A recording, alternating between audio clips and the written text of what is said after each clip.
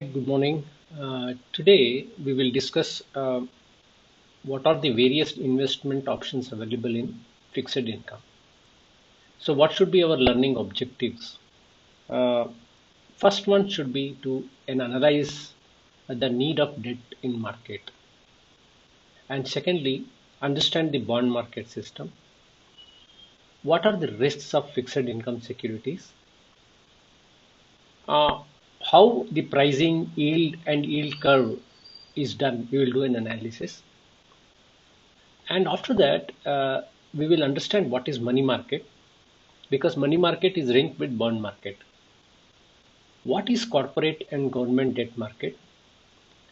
And finally, we will understand various small saving instruments which are available to investors. Covering all these aspects of the fixed income market, that is the bond market, money market, and small saving instrument, in one video will be very long. So what I will do is I will divide this entire subject into three videos. In the first videos, we will start with analysis and need of the debt market till pricing, yield, and yield curve analysis. So we will do everything about the bond market in video number part 1. In part 2 of this video, I will do the entire analysis of the money market and corporate and debt market. In the final video, that is part 3 of this fixed income, I will give a glimpse of the various small saving instruments available to investors. So, this fixed income market basically will have three videos. Part 1 will give everything about the bond market. Part 2 will give everything about money market. And part 3 will give you various small saving instruments available to retail investors.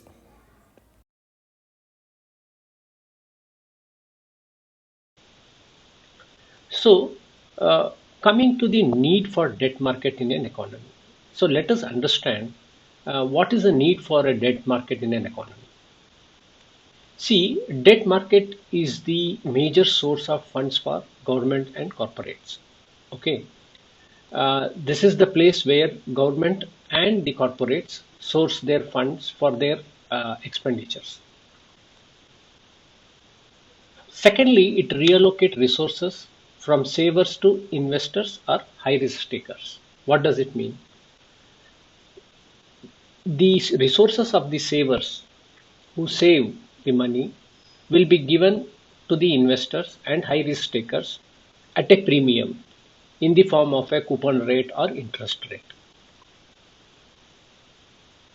See, you must understand whenever there is a debt market, uh, the risk is transferred directly to investors and oblique lenders. Whoever lender is there, the risk is transferred to them. And we should understand that debt market is a very large value market, but very small entities take part in this market.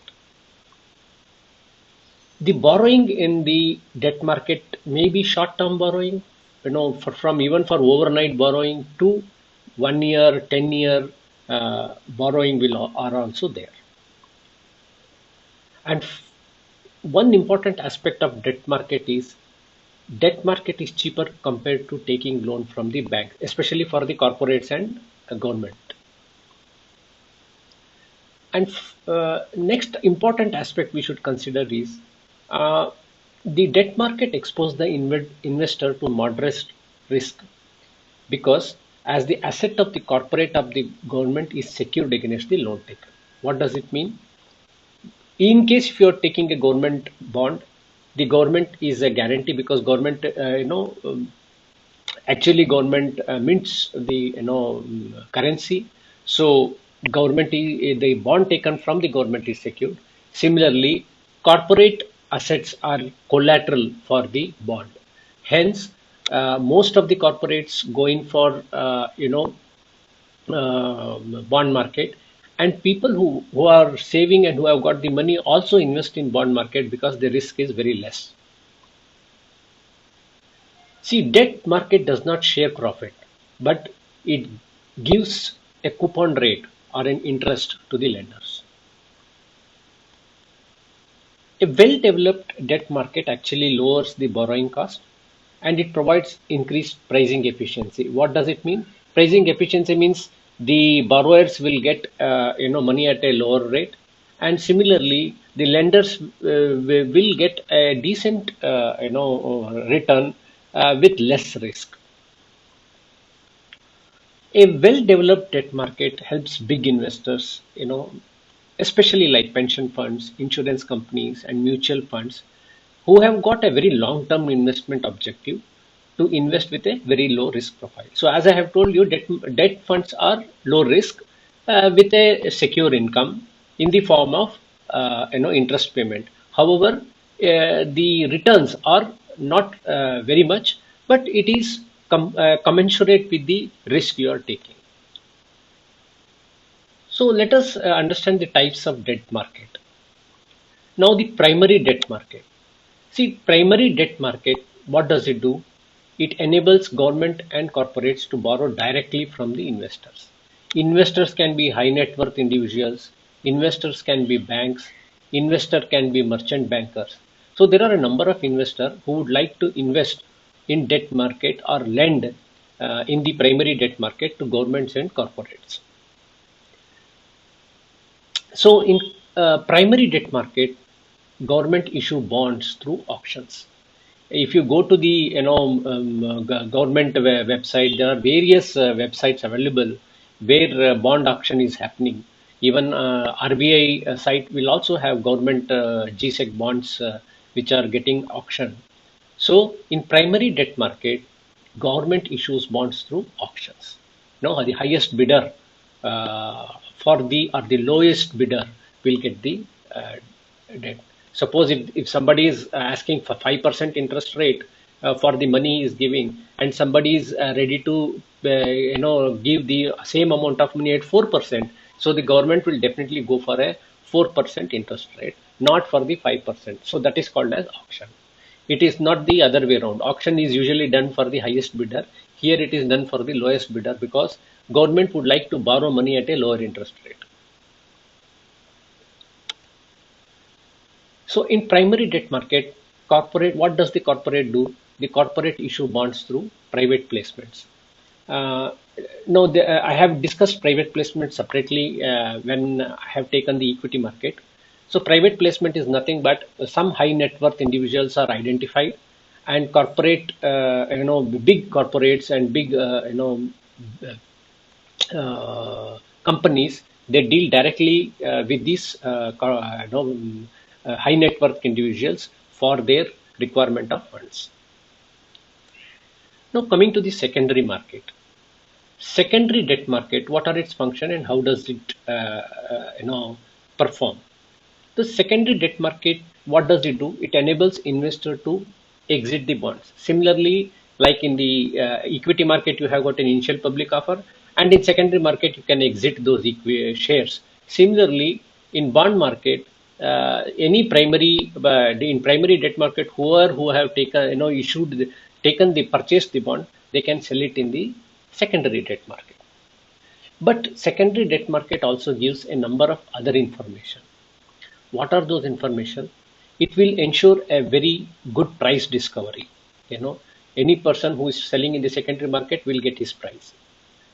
And it will also identify the credit risk appetite.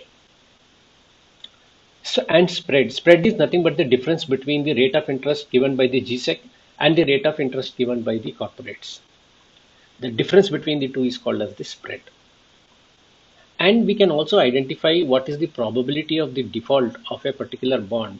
Why? Because most of the rating agencies rate the bonds. There are various bond rating, a AAA plus, double A plus, and all. So all those rating will help an individual to see whether there is a probability of default or not. And a liquid, well-developed secondary market also requires, it is very important to understand this. In actually, over last 4-5 years, we have got a well-oiled insolvency, and bankruptcy law, which has come into existence. because of which a number of companies have survived, and most of the banks will be able have been able to reduce their non-performing assets. So a debt market also requires a very well-oiled and very well articulated insolvency laws and defined credit migration history of corporates. Credit migration history means what is the level of corporates in terms of credit valuability, whether they have got good credit valuation, history of a good credit valuation, or they are perpetual defaulters. So this information should be maintained by the government, and a very well oiled insolvency law should be in place if we have to reduce the default by the corporates. So the secondary market ensure all this. Now a very important concept we have to understand. This is called as credit default swap market. So what is this credit default swap market? We will understand. It is very simple. The name look very complicated, but when we go step by step, it is very simple. See what happens in secondary debt market. There is every possibility that the company which have issued the debt, especially basically for the corporate bonds we are talking. Corporate bonds are their commercial papers and certificate of deposit. These are the two corporate bonds which are issued. So in that case, these companies may default in principal payment.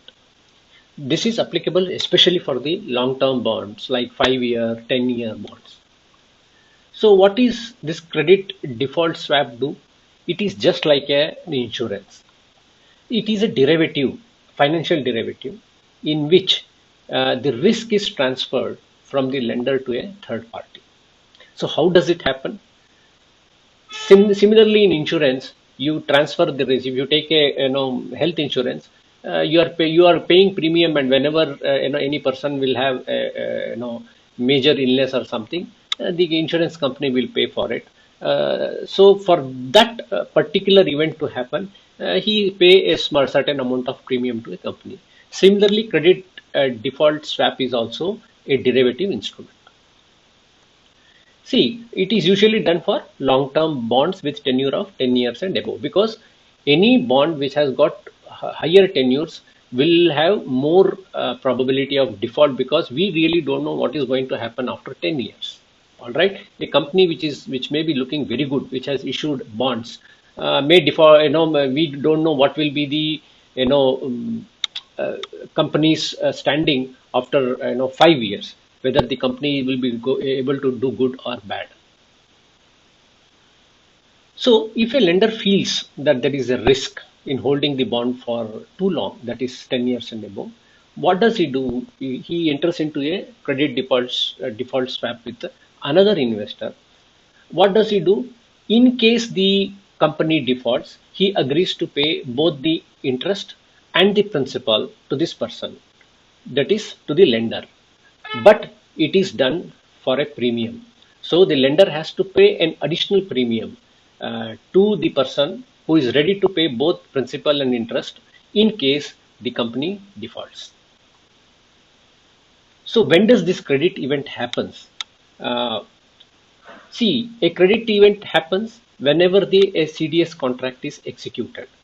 As soon as a credit default swap contract is executed, then we can consider that the credit event has happened. So what are the circumstances? The first is when the borrower defaults. See, borrower defaults means, suppose he is paying annual coupon interest payment to the lender. Okay, so if in 1 month, if he fails to pay the interest, it means then there is a default. So in that case, the person who has taken the CDS for a premium, he will pay that interest amount to the lender. So when the person who is supposed to pay the interest defaults, then this credit event happens. So second is when the borrower defaults to pay. Suppose, let us assume that the borrower at the end of the contract is supposed to pay the principal and the last interest payment, and if he fails to pay, then also a credit event happens, and the person who has given this insurance will have to pay both the principal as well as the interest for the last year to that lender. Suppose whenever there is a government intervention happening for various reasons, in such cases also this credit event can occur. Also, when the contract get restructured, in such cases, contract get restructured between lender and the borrower. In such cases also credit event may happen. And finally, contract obligation is accelerated. What does it mean? Suppose after 5 years, a lender feels that he wants the money back, which he has given to the corporate. In such case, what he will do, he will sell the entire stake to the insurance person, the person who has agreed for a CDS, and any credit event has happened. I hope you have understood what I am saying. Now let us consider the various Indian market segments.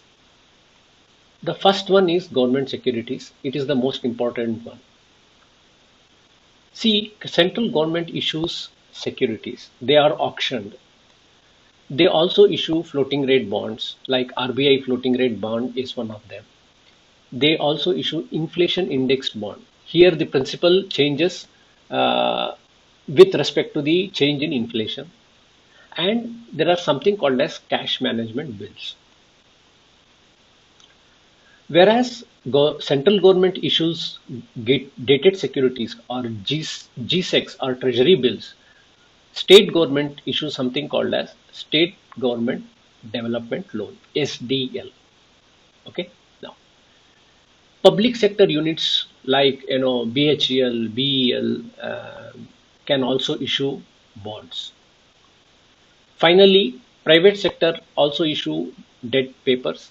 As I have told you, the private sector which issue the bonds are called as commercial papers and certificates of deposits. Now let us understand the component of bond market system. See, any bond which has been issued has got three components. One is the par value or the principal. Second is the coupon rate or the rate of interest paid by the issuer of the bond, and the time to maturity. So based on these three variables of a bond, we can have different types of bonds. So principal value of the bond can be different from the bond market price, because bond market price varies depending upon the RBI interest rate. What are there? Because see, the repo rate, as soon as the repo rate changes, then this will have a direct impact on the bond market. Any increase or decrease in the repo rate will have a direct impact on the bond market. So based on that repo rate, what are the three types of bonds? See, at par bonds are those when bonds coupon rate is equal to the market interest rate. Okay. See, anybody who has taken a bond from the government, suppose he is getting an interest of 5% from the government. However, the repo rate changes to 6%. It means the banks will be able to give 6% interest to the same amount deposited. So when the coupon rate and the market interest rate are equal, that is the repo rate, then it is called as at par bonds. However, when the coupon rate is greater than the repo rate or the market interest rate, then the bond will sell at a premium. Let us assume if the bond, all bonds are at par, it means 100 rupees, let us assume, and paying 5% interest. As soon as the market interest rate will become less than the bond rate, see, everybody will run to buy the bond. Why? Because bond will give a higher interest rate compared to the market interest rate. So in such case, what happens, because the rate of that is the principal value of the bond may go from 100 rupees to 101 rupee or 102 rupees or 103 rupees, because there is a competition in the market to buy that particular bond. So in this case, the bond price will be greater than the principal value of the bond. That's what I'm saying. See, bonds will start trading at a discount when the coupon rate becomes less than the market interest rate. What happens if the market interest rate is higher than the coupon rate? then people will sell the bond and deposit their money in the bank, because bank is going to give a higher interest rate. See, market means, let us consider bank for the time being. So uh, in that case, what happens? The price of the bond will reduce. That is, the bond at par bond, suppose if it is been issued for the principal of 100 rupees, it will start trading at 95 rupees, 98 rupees, lesser than its principal value. In that case, the bond is considered to be trading at a discount. Now, there are bonds with options also. There are two types of option. One is call option, that is bonds with call option, and bonds with put option. What does it mean? See, bond with call option uh, will give advantage to the issuer of the bond, because if a call option clause is included in a bond, the issuer of the bond can recall that bond any time. It means, suppose you have lent 100 rupees to a government for 5% and for 10 years. So in a callable bond, if you have taken a callable bond, what happens? Government can recall that bond after 1 year and say, okay, you take your 5% interest for 1 year and I am paying you back your 100 rupees. But however, in a normal bond, that cannot happen. If suppose a government has issued a 10-year bond, they cannot recall that bond till the completion of that 10-year period. Whereas in case of call option bond, the issuer of the bond, whether it is a corporate or it is a government, they will have the right to call the bond, issue the principal with interest accrued till the time of till the date on which the call is the company or the government recalls the bond, and close the redeem the bond to the investor. So callable bond benefits issuer. How will it benefits? It will benefit the issuer only during the low interest scenario. It means when the market price is lower than the coupon price, or when the coupon price is higher, what will the see, the government has taken money from an investor at 5% interest rate. Okay. Now, suppose in the market the same 100 rupees is available for 4% interest rate. What does the government do? The government will call the bond. It means you say, okay, take your money back 100 rupees, and they give the money back to the lender, and they will borrow the money from the market, paying 4% interest rate, which is almost 1% less than the coupon rate which they have agreed to pay to the previous lender. Okay. That is the reason why callable option bonds does not benefit the investor. It always benefits the issuer. What is bonds with put option? Bonds with put option is just the opposite of the bonds with call option. Here, the holder of the bond will get the right to sell the bond whenever he wants. It means, suppose a company, an individual has lent to a company 100 rupees for 10 years, he can recall after 5 years and say, I don't want to, please give my money back, and with my interest till the day on till the date of the recalling of the bond. So what happens here? It is good when there is coupon rate is less than the market price. What does the person do? He'll call the bond and deposit his money in the bank, so that he will get a higher interest rate, because market price of the bond is higher than the coupon rate. So bonds with put option always favors the holder of the bond, because he can sell the bond whenever he wants. Now let us understand what is convertible bond. Here the investor gets the right to convert the bond to equity share. It's very simple. I mean, I don't have to explain anything in this. So let us now understand what are the risks associated with bonds. There are a number of risks associated with a bond, and a person who is going to invest in the bond should know all these risks. So what is the first one? Interest rate risk. So what does it mean? See, any rise in inflation will result in rise in the interest rate. As soon as the interest rate rise, there will be a fall in bond prices. Okay, what does it mean? If the inflation rises, the repo rate rises. As soon as the repo rate rises, then the bank will increase their interest rate for lending. Okay, so when they raise the interest rate for lending and the borrowing also, because the bank FD rates will also increase. In such cases, the coupon rate, predetermined coupon rate will be less than the market price. As a result, the bond prices will fall. Second is call risk, which I have already told you. What is call risk? Whenever a person has taken a call option, call option bond, it will always do good to the company.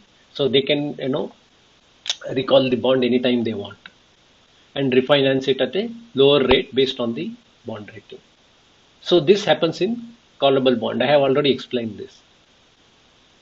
Now coming to the reinvestment risk. So what is reinvestment risk? See, I tell you. Suppose you have invested 100 rupees at 5% interest. Okay. Now let us assume as soon as you invest 100 rupees at 5% in a government bond, the government will keep giving you 5% interest every quarter, every half year, or every year, let us assume. So you get 5 rupees every year. But that 5 rupees which you get, you have to invest somewhere else. So if when you start investing it somewhere else, suppose if the interest rates start reducing in the market interest rate starts reducing, then this 5% which you are going to invest will yield less interest compared to the bond interest rate which is already higher. So that is called as reinvestment risk. So this will particularly happen in the low inflation. So when the inflation starts reducing, the market price of the interest rate start reducing. The bank will start giving less interest for the FDs. In such cases, the reinvestment amount, that the 5%, 5 rupees which you get every year for 100 rupees you have invested, you have to reinvest that 5 rupees. Okay, so that is called as the reinvestment risk. Now coming to the credit risk,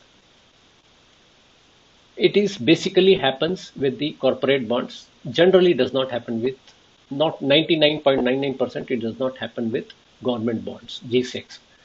So it is the risk of downgrade of a bond due to companies' bad future or bad outlook.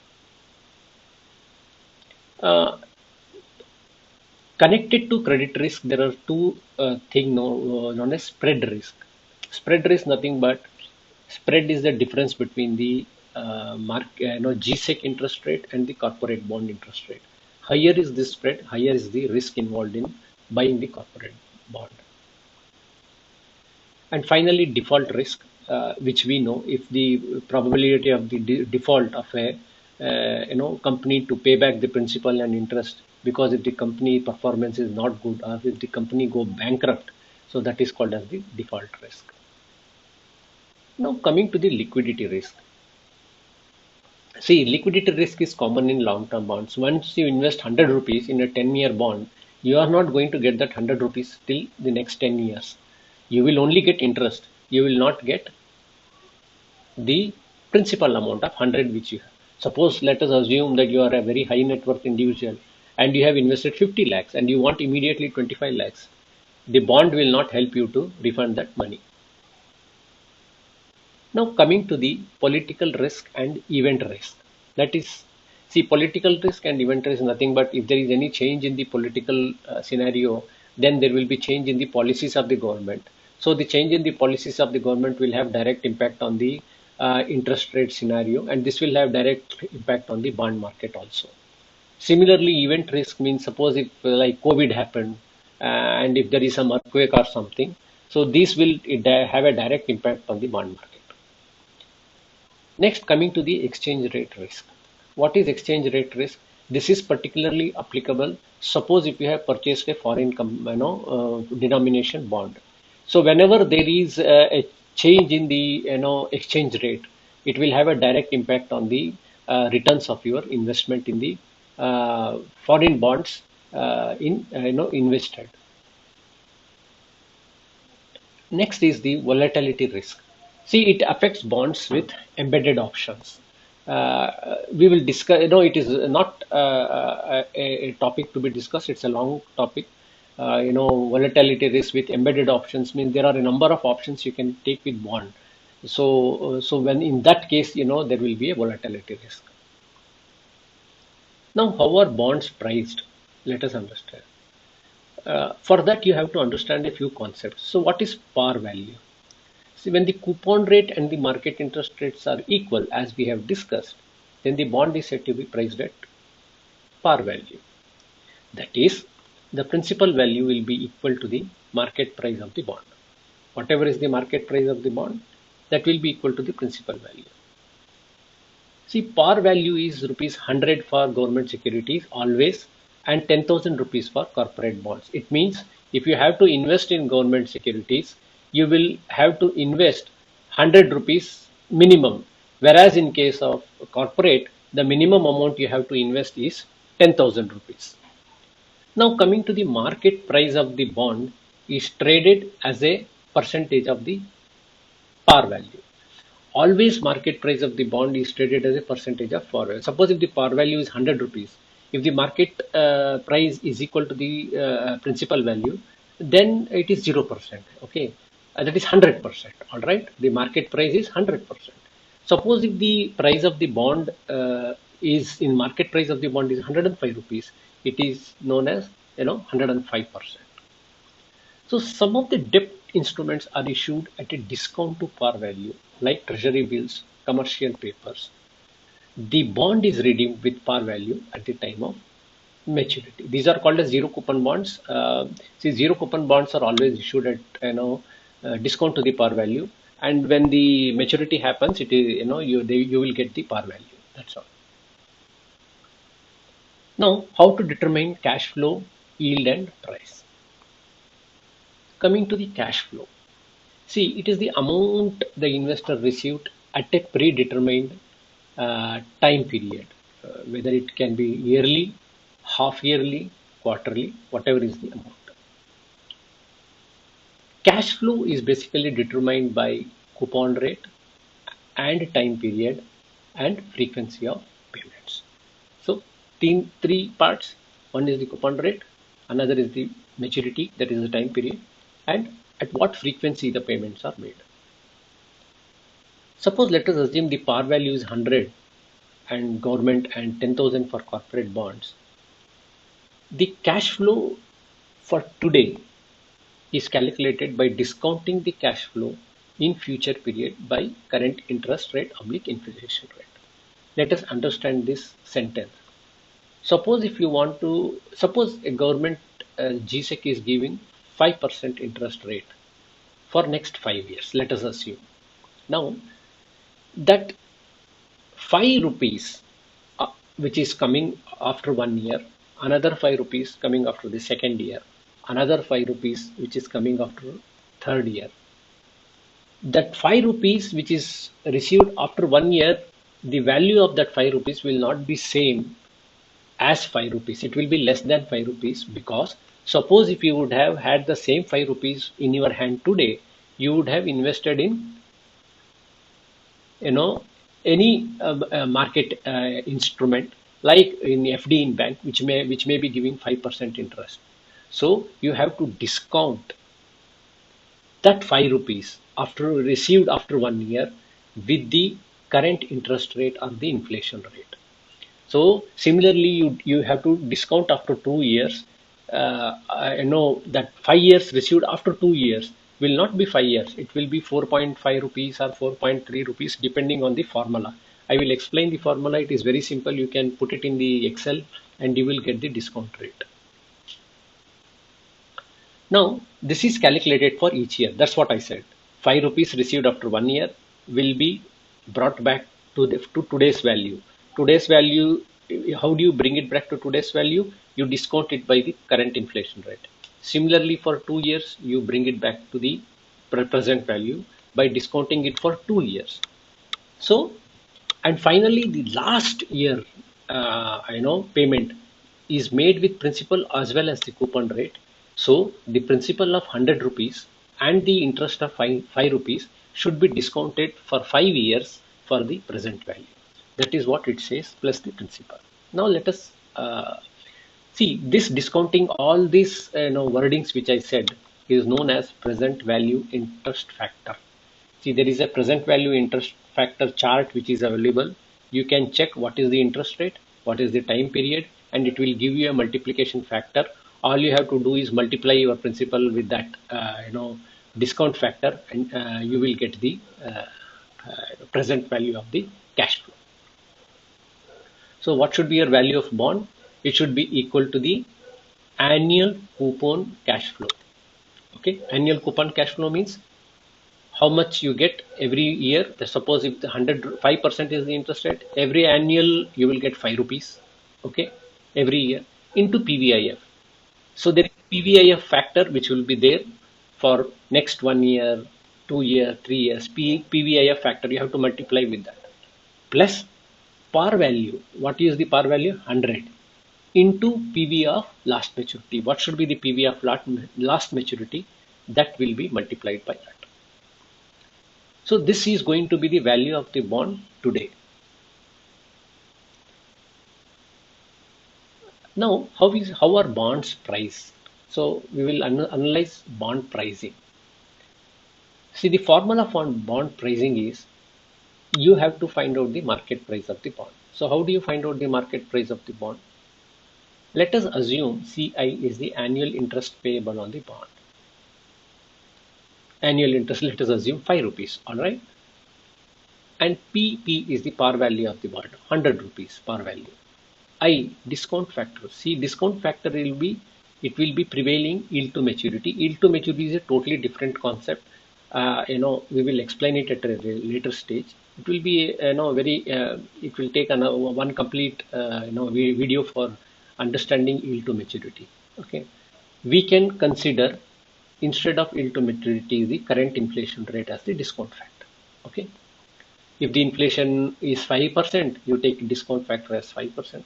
If the inflation rate is 6%, you take the discount factor as 6%. Now the maturity of the bond is in years. Simple concept. Now the present market price is what I have explained as the, you have to discount everything. All the annual interest payable for the next 5 years or 10 years or the number of years. So that will be discounted. So that the formula for that is this: sum of all coupon payment of CI by 2. Suppose if the bond is, the bond interest rate is paid semi-annually, which is 2 times in a year. So your annual interest payable will be divided by 2, CI divided by 2, whole divided by 1 plus I, your interest rate. What is your discount factor? Factor will be divided by 2 to the power of T, where T is equal to 1 to N. Now T will become 2N. Okay, plus principal amount, that is the par value, divided by 1 plus I by 2 to the power of 2N. Here also power of T it is written, instead of power of T will be 2N here. Now see, I will at the end of this presentation I will show you how to use the price formula in Excel to calculate the present market price of the bond. Now coming to another important concept known as bond yield measures. See, bond holders receive return from the following 3 means. How do they receive? First one is the coupon rate, that is the coupon payment they receive. Second is any increase in capital gain, that is if the bond price is 100, if the par rate is 100 and if the bond is trading at a premium, so they will have a capital gain. But however, if the bond is trading at a discount, they will have a loss. So during the time of redemption, based on whether the bond is trading at a premium or a discount, there will be a capital gain or capital loss. Now coming to income from reinvestment of the interest. Very simple.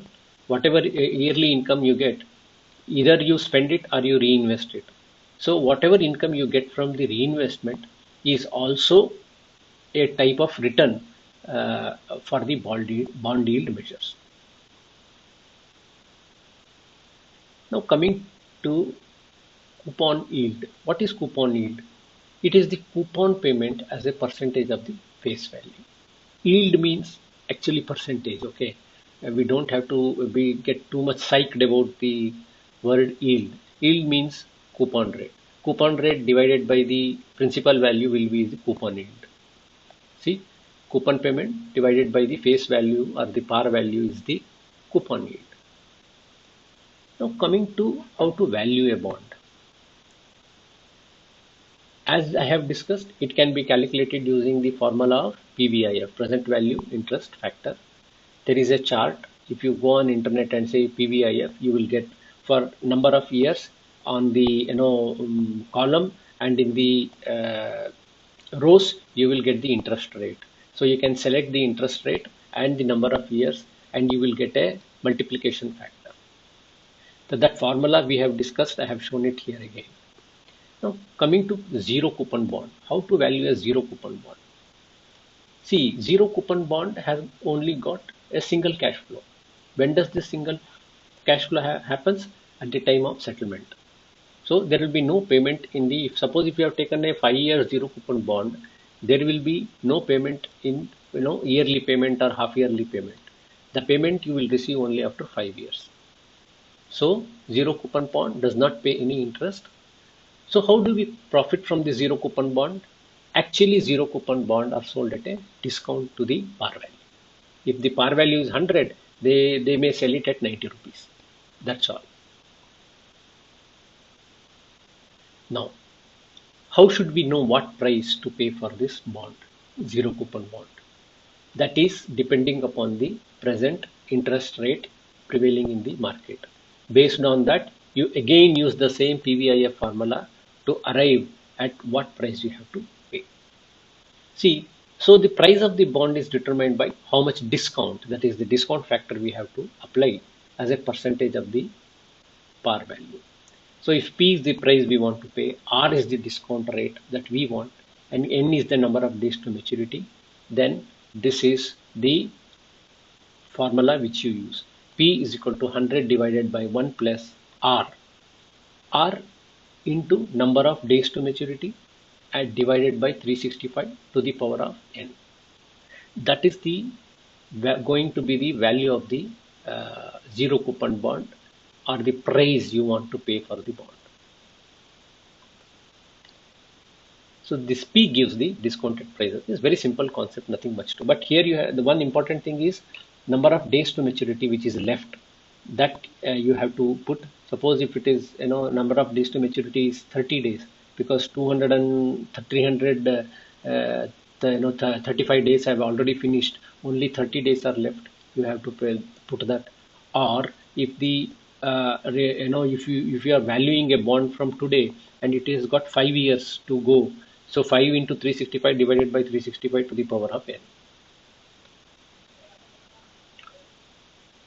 Now let us understand how are coupon rate, current yield and yield to maturity related with price of the bond. Okay, now if the price of the bond is at par, your coupon rate, your current yield and yield to maturity will be same. However, if the price of the bond is trading at a discount, then your coupon rate will be less than the market price. So that means it will be less than the current yield, and similarly current yield will be less than the yield to maturity. However, if the price of the bond is trading at a premium, naturally your coupon rate will be greater than the current yield in the market, and that current yield will be greater than the yield to maturity, obviously. Now this is a very important concept we have to understand: clean price and dirty price of bonds. It looks very complex, but the concept is very, very simple. Any layman can understand. So what is clean price? Clean price is nothing but the price of the bond quoted less the interest accrued in a year. Okay, if let us assume for the time being, you have got a government bond issued 100 rupees at par value, and The market price also, let us consider that it is 100 rupees as of now. That is market price, and the price of the bond is the same. Now this 100 rupees, after, let us assume, 150 days, it must have accrued some interest. So bond price is always quoted with the par value plus the interest which has accumulated for 150 days. That is added to the par value, and that gives the bond value, and that is called as the dirty price. However, if that accrued interest is not included, only the price of the bond at that particular point of time is considered, then it is called as the clean price. So let us understand this. So if the par value of the bond is 1000, and if it is selling at 960 rupees, because it is selling at a discount, let us assume for the time being. So then 960 is the clean price, because 960 does not have the interest accrued along with it. It is trading at a discount of 960, so 960 is the clean price. On the day of the coupon payment, that is the bond issue date. See, coupon payment is always done on the day the bond is issued. If the bond is issued on 1st of January, coupon payment is done on 1st of January next year. If the bond is issued on 1st of May, coupon payment will be done next year, 1st of May. Okay. So the day of the bond issue date or the day of the coupon payment, your clean price will be equal to dirty price. Okay, because you have already interest accrued has already been given. So at that particular point of time, your clean price will become equal to the dirty price. Let us consider an example. A bond has been issued on 1st March 2020. On that particular day, your clean price and dirty price will be equal, because there will be no interest accrued on the date of issue of the bond. Hence, the dirty price will be equal to the clean price. However, as soon as the bond is issued, the next day, that 100 rupees must have accrued some interest. 100 rupees, 50 paisa, 25 paisa, because 5% interest for 100 rupees divided by 365 days will come to some 50 paisa. Then the dirty price will become 100 plus that 25 paisa or something. So during that time, clean price will be 100 rupees, whereas dirty price will be 100 rupees plus that 25-30 paisa. That's what they say. However, after the issue date of the coupon payment date, the bond starts accruing interest.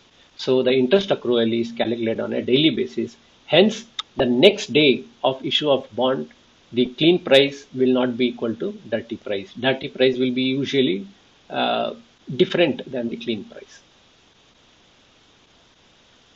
Nothing, see, what is dirty price? Dirty price is the clean price plus daily interest accrual from the last coupon date to the day of calculation of interest accrual.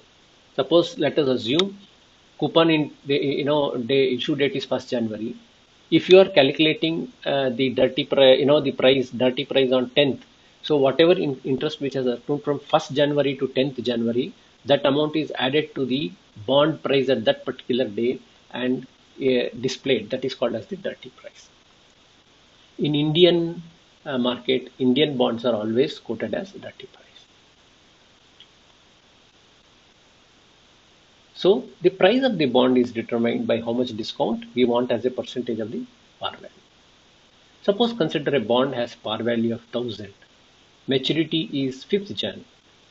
Bond has been purchased or settled on 5th June. Then the bond last coupon date is on 1st Jan 2022. So for the purpose of calculation, month has got 30 days. We will not consider 31 days. It will be generally considered as 30 days. And in European standard, in 1 year, there will be 360 days. So number of days elapsed between the last coupon days is 30 days in January to May. Because the coupon has been issued on Jan, we are calculating it on May. So in June, hence Jan to May 30 days plus 5 days in June, so that the number of days become 155 days. So 155 days divided by 360 will be 0.43 days. If we assume a coupon rate of 4% and current yield as 5%, so calculation of PVIF, that is present value interest factor, which I have already told you, can be done in two ways. Let us find out what are those two ways. One is you just use the formula 1 divided by 1 plus r to the power of n to get PVIF for each year of the coupon payment. That is, if the interest rate is 4%, 1 divided by 1.04 to the power of 1 will be for the first year, 1 divided by 1 plus 0.04 to the power of 2 for the second year, and so on and so forth. So whatever value you get, you multiply that particular value with the coupon value which you get for each year. Suppose if the coupon rate is 4%, 4 rupees you get. So 4 rupees will be multiplied by 1 divided by 1 plus 0.04 for the first year, and for the second year 4 rupees into 1 divided by 1 plus 0.04 to the power of 2, and so on and so forth, and you sum all of them. Then you take the last year PVIF and multiply it by the nth year PVIF to get the PVIF of the principal. So you have to calculate the PVIF of the principals also, 100 rupees which you are going to get after 5 years. What is its value today? For that you have to calculate the present value interest factor. Okay. If you add both of them, you will get the present value of the bond. It is so simple. In method 2, simply use PV function in Excel. I will show you how to use the PV function in Excel at the end of this video presentation. You will come to know it is so easy to calculate the PV. The PV will have, basically 3 inputs, but in the formula you have 5 of them. You don't have to worry about the other 2. One is the periodic rate, another is the time period, and third is the coupon payment. The rest of the 2 can be left blank. I'll show you at the end of this presentation. Now, price to yield relationship. See, price of a bond is inversely related with the bond yield. Okay. Higher the yield, lower the bond price. Okay. Because yield is always calculated based on the price of the bond. Okay. So as the price of the bond increases, the yield decreases. Whereas the price of the bond decreases, the yield increases. What I am talking price means the market price.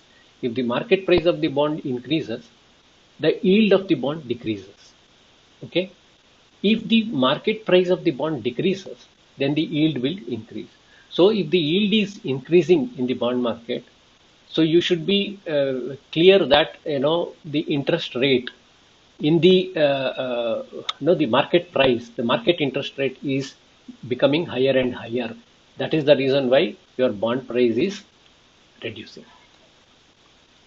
So number of days elapsed between the last coupon days.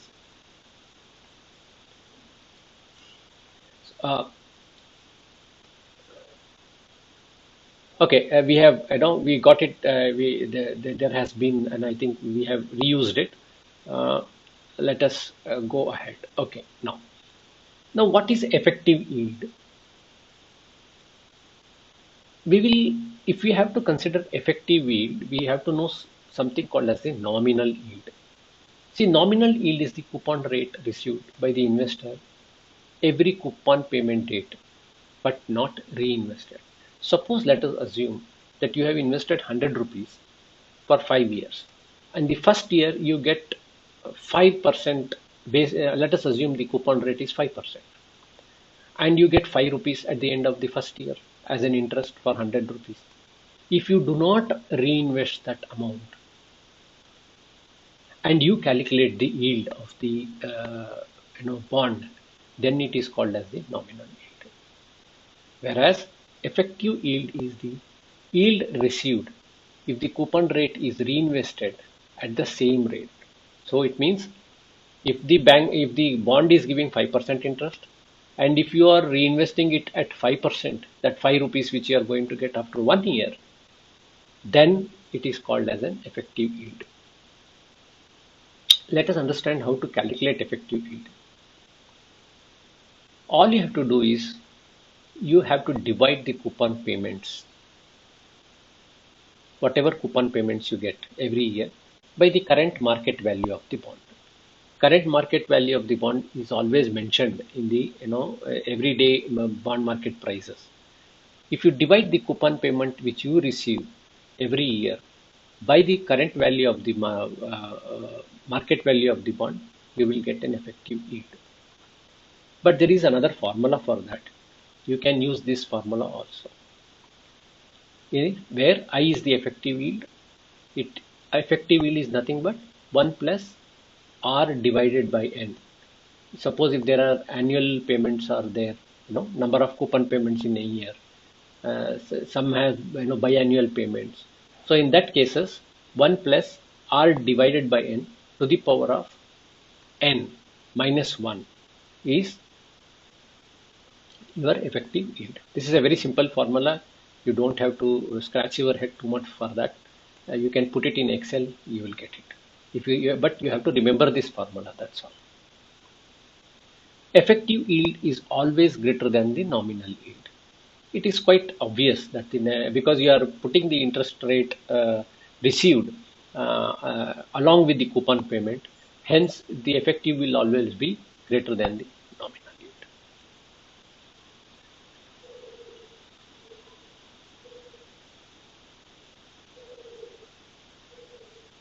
So let us take an example of this. Okay, as you can see on the screen, par value 1000, coupon rate 6%. This 6% is paid semi-annually. Matlab, the interest is paid twice a year. First in June and again in December. Or he is saying that it is paid on Jan and June. Okay, understood. So the first coupon payment will be on June and Jan, and the second will be in June.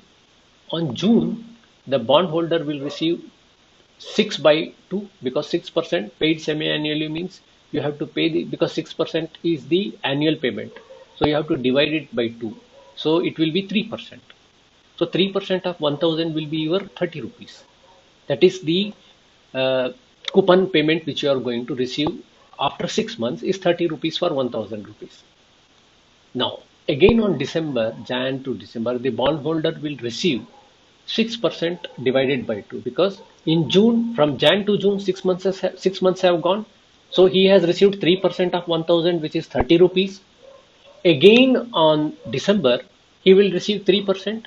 So, but that 30 rupees which he has received in June, if it is reinvested again at 5%, what will happen?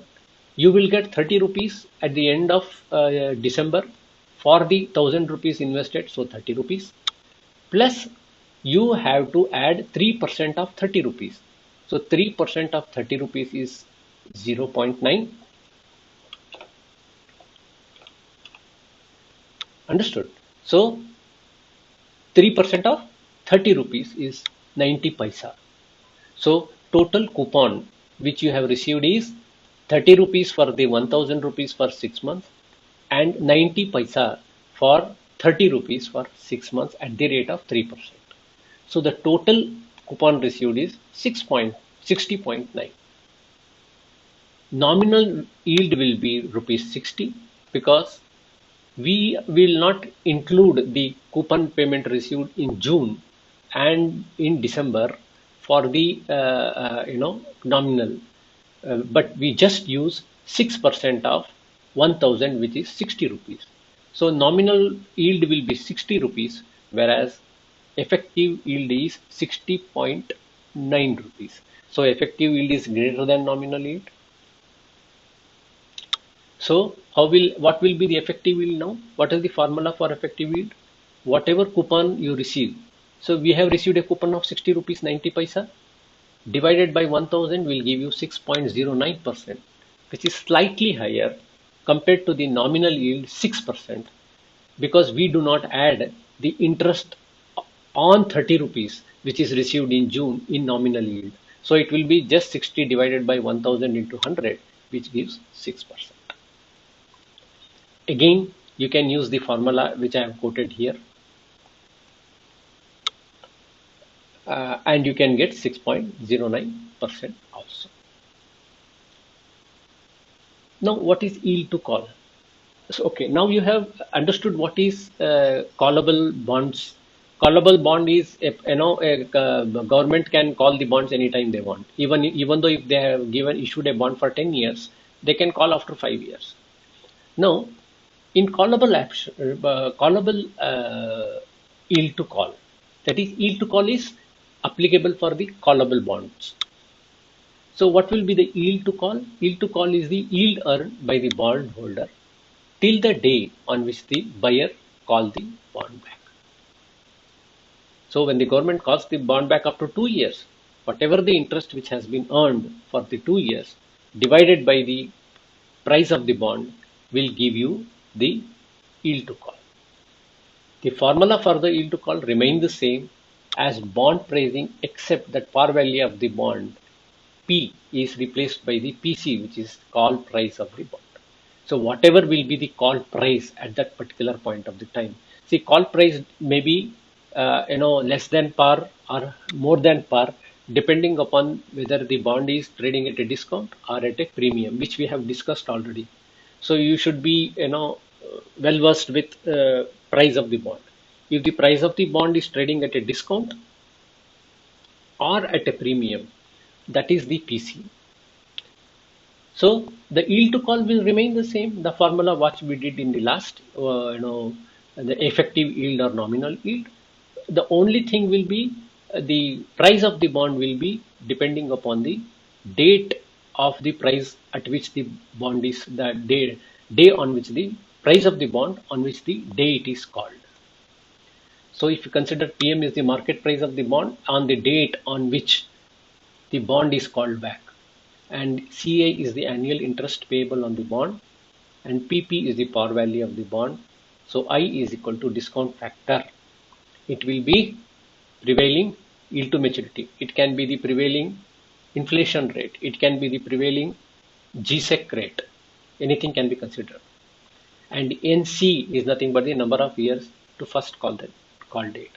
It means, suppose if the bond has issued for 10 years and if they call it after 5 years, NC will become 5 years. And price of the bond is sum of all coupon payment, the same formula which we have used. I am not going to explain this again. Yield to put is same as yield to call. What we have discussed in yield to call, that is, yield to put is the buyer will call the bond, there the seller of the bond is calling back. But the formula, the calculation and the principle remain the same. What is an yield curve? See, yield curve, basically is an upward sloping curve with relation between interest rate and time. The slope of the curve gives the risk premium for additional time we are out of the. See, yield curve tend to flatten out after 5 to 7 years for a sovereign bond market.